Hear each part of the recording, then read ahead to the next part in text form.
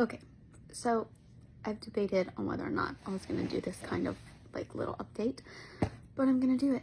I'm currently in the hospital. This would be, I guess the like pregnancy vlog number something, 4, 5, I don't even know. Um, I've been in the hospital for 5 days. I don't know if you could tell by my hair. Okay, let's start from the top. I started bleeding a little bit, like a week and a half ago or something like that. Not a huge deal, but a little bit, and I thought it was kind of weird to be bleeding in my 3rd trimester, and obviously you guys know my history with this pregnancy has not been easy, so I decided to go get it checked out because I want to be on the safe side. Bleeding ended up stopping, and I was released, and all was good. And then a few days later, I woke up to just pee real fast because I'm a pregnant lady and I always have to pee. And it was about 5 in the morning, and I made it all the way to the bathroom without any issues. But it was the second that I sat down to use the restroom that blood just kind of went everywhere. And that one definitely, like, it didn't scare me. And again, it's like what I explained last time. Like, I have not felt fear or like being scared or anything like that, but there was definitely this moment of like this is bad, this is not good. And like, yeah, anyway, there was a lot of blood everywhere, and I was pretty sure there was other liquid as well. So I was dealing with, like, I thought my bag of water is also breaking.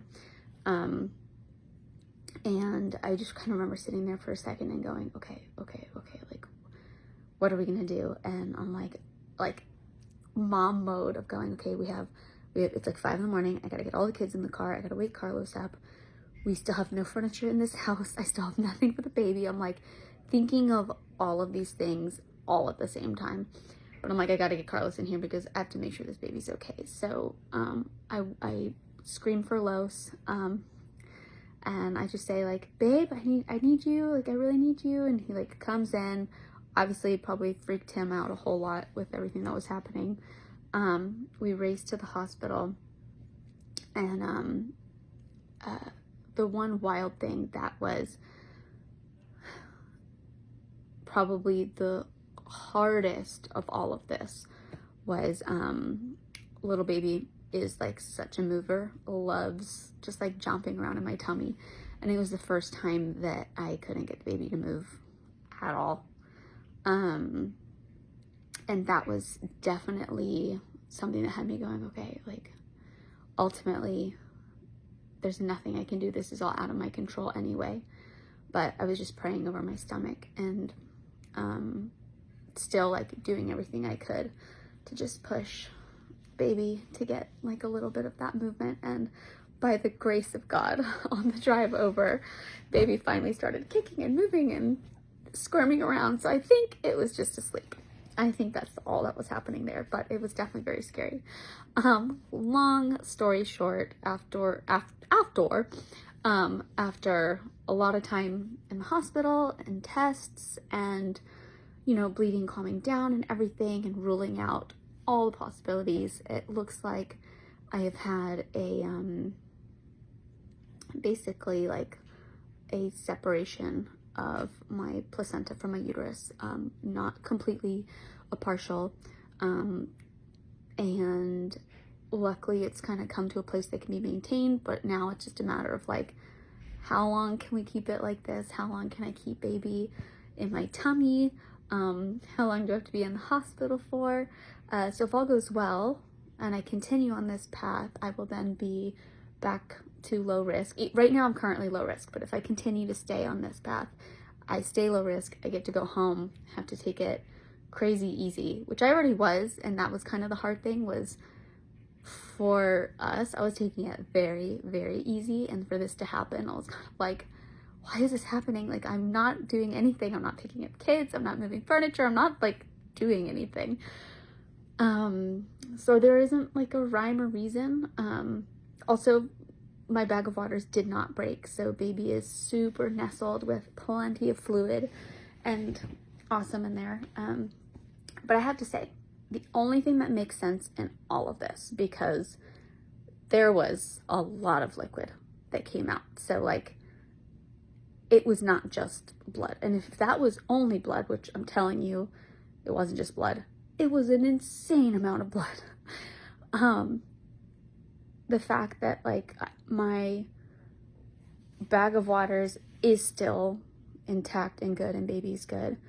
The fact that the bleeding has calmed down so much from what it was, like, it's literally like I thought it would have had a baby already and that we would be in the NICU by now, because none of it makes sense other than like crazy prayers were answered. And like every single day that I'm still pregnant here in this hospital is literally a miracle. Like literally a miracle, because it's just a waiting game for all of us. There really isn't anything anyone can do. We're just kind of seeing what my body does naturally. I will say something that has helped a ton was having amazing nurses and doctors who like actually care, because I've been with fear-inducing nurses and doctors who make things so much harder and put so much more stress on your body, and that is, it's just awful, and it should never be that way. And I've experienced the exact opposite, and I just laugh at like even God's timing with us deciding to leave the boat, which was a really, really hard choice because we were so dedicated to that journey. But then arriving here and like literally within 2 weeks experiencing this, like I can't imagine what would have happened had we been on the boat or in like the middle of the Bahamas or on some island. Like, thank God we were here and that I'm getting the care that I'm getting. I'm just so thankful. Anyway, that's my update. The power of prayer is like super awesome and real. I've experienced it, and I'm just gonna cherish every extra day that I get with little baby. But yeah, that's my update. Thank you for your prayers, and just keep on praying, because we still have a little ways to go, and this baby needs to cook. So yeah, love you guys.